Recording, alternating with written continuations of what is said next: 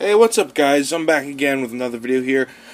First of all, I'm not sure if any of you have watched my video from last night that I uploaded, but I was actually supposed to upload that on Thursday, but I completely forgot. Want to apologize for that.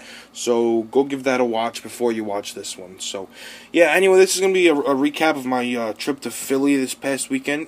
I was just such a blast. I didn't think I was going to do this well, autograph-wise, but I had a great time, just hanging out with my family and just getting a bunch of really great autographs.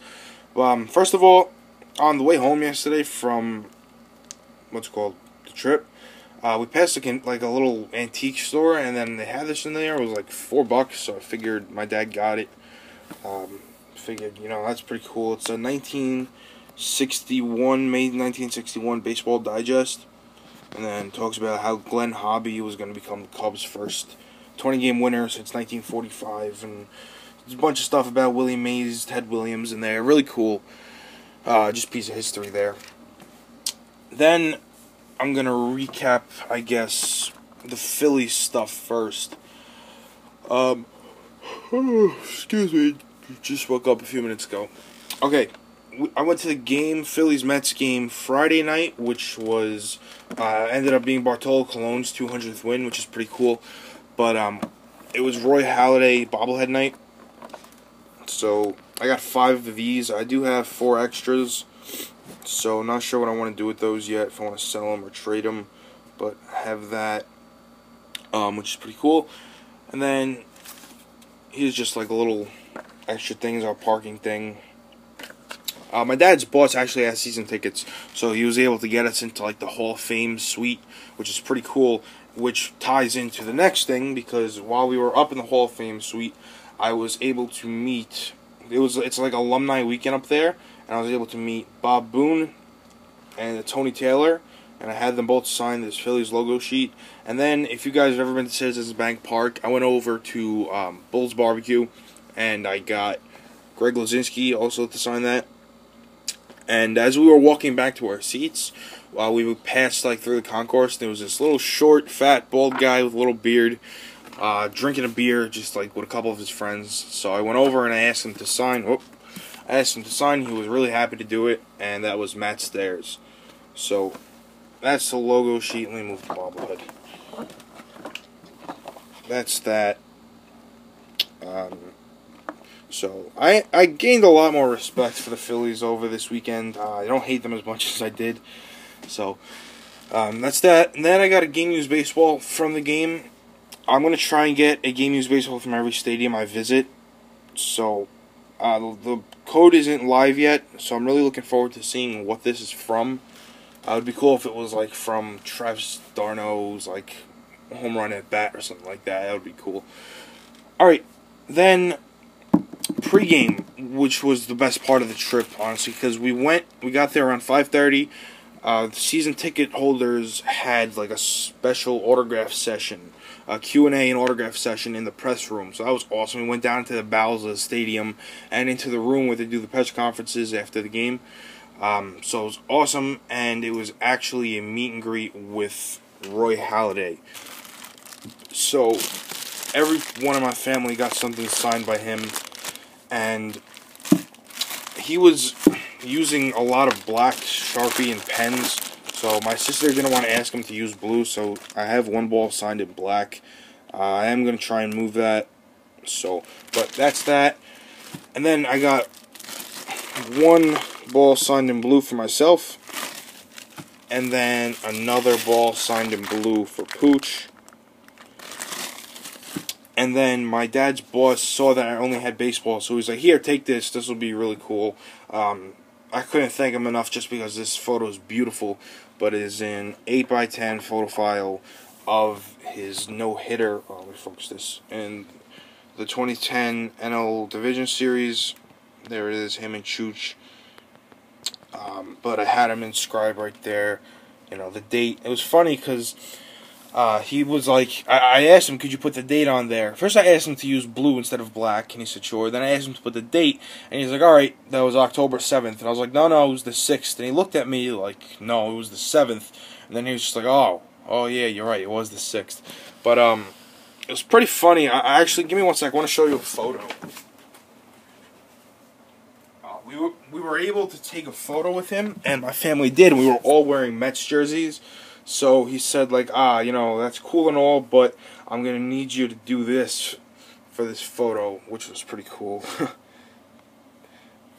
There we all are with Royalty. He made us hold Phillies logos over our shirts, which was really, really funny. But so that was a lot of fun meeting him.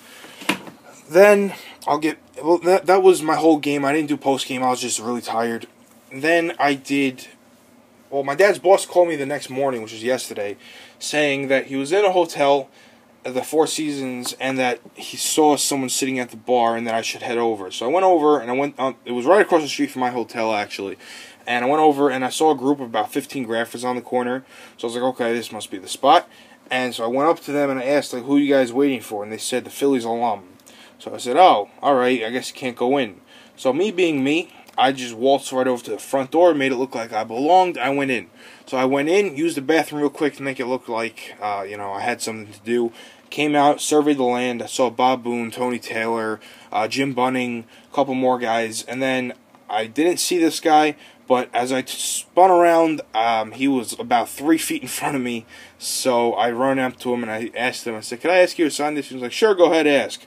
So, he had a really great sense of humor. He was like, alright, I'll sign for you, no problem, but if you could tell those guys out there, I'll kick your ass. It was pretty funny, but anyway, met Hall of Famer Steve Carlton, and I had him sign this postcard, which was really awesome because I had it sitting around for a while, and I'm glad to get it signed finally. But he was a really, really great guy. I'm happy to meet him. Then, I did the Mets hotel for 2 days, I guess Friday and Saturday morning I did it. The one Philly I got he was staying there was Grady Sizemore, and he is not a nice guy at all. He did not want to sign. He was not happy about signing at all. But, what are you going to do? He ended up signing for us the second day. That's that. And then the Mets, I added a couple to my logo sheet here. Come on. Hold on. It's not staying up. Okay. So, I added... Wow, this isn't going to fit the whole thing. Okay. I added Kirk Neuenhuis right there. Oh, alright. Kirk Neuenhuis right there. Pitching coach Dan Warthen right there. Yeah, that's actually an autograph. And radio play-by-play guy, Howie Rose. He was also really nice about signing, so that was cool. Come on, stay up for me. Stay up for the good people. Whatever. Okay, hotel was a lot of fun, by the way. I did really good. Cards I got done, not a whole bunch, but I got one from Tim Tuffle. He was in a rush, but he signed. One from Dylan G, who was with his wife and daughter. Daughter or son? I think it was his son, or his kid, whatever. I felt kind of bad asking him to sign just because he was with them, but he did it.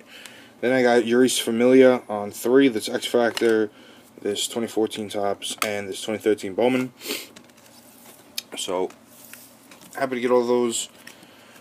4x6s, again, only got a few.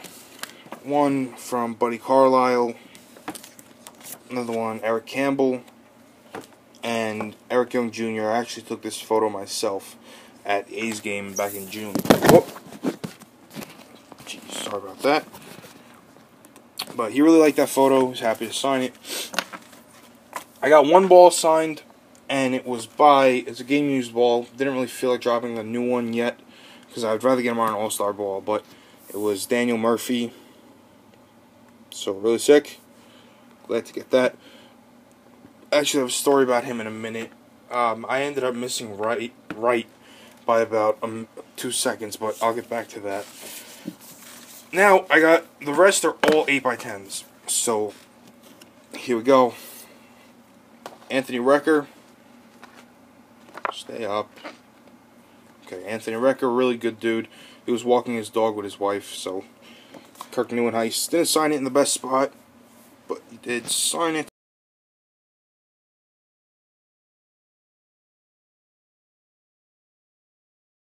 Memory in my iPad, so I'm going to try and finish this up quick. Next one, Eric Campbell. Uris Familia. Buddy Carlisle.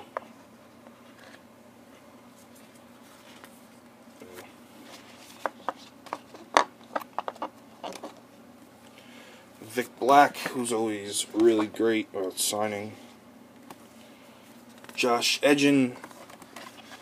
And now the best 3 I got on photo files. First, I'll do it in order that I got them. The first one was a really big surprise. I didn't think he would sign because I've heard horrible stuff about him. But I have had this photo since spring training last year, so I'm really great to get it. I'm really happy to finally get it signed. But it's John Neese, and it came out pretty good. Just streaked a little bit on the J, but I can't complain about that at all. So there's the photo. So really cool. The next one, probably the best autograph I got. Daniel Murphy again on this photo file. I had him sign it in silver because I figured he would sign it like over here, but he ended up signing it really big. It looks better in person, but what are you gonna do? It's still Murph. But as he was signing my photo, he actually dropped my Sharpie, so he had to bend down, pick it up, and as he was doing that, I was holding on the photo, and as he was doing that, Wright signed for everybody else, and I couldn't get him because I was holding the photo of Murph, and he didn't sign on Saturday. But what are you gonna do? It's still Murph. I'm definitely happy to get that. He was a great guy. And then the last one I got was 2 days ago, when I was at the hotel again waiting for Wright. But Wright never came out, so I think he snuck out. But at least I came out with this guy, and it is Bartolo Colon, which is the first time I'm getting him. Got him on this sick 8x10. So I knew that he racked, but it just went out of my mind, and that's all I gave him was the one thing. But really happy with the way that came out. As I just get an update that says Mets recall Rafael Montero to replace Jacob deGrom, which I don't even want to get into yet because that's going to be Harvey 2.0. But anyway, guys, let me know down below what you think of my recap. I'd really love to read the comments. So let me know. I'm going to be doing the Cyclones and the Mets again this weekend. So I'm really looking forward to that. But as of now, that's all I got for you guys, and I'll catch you later.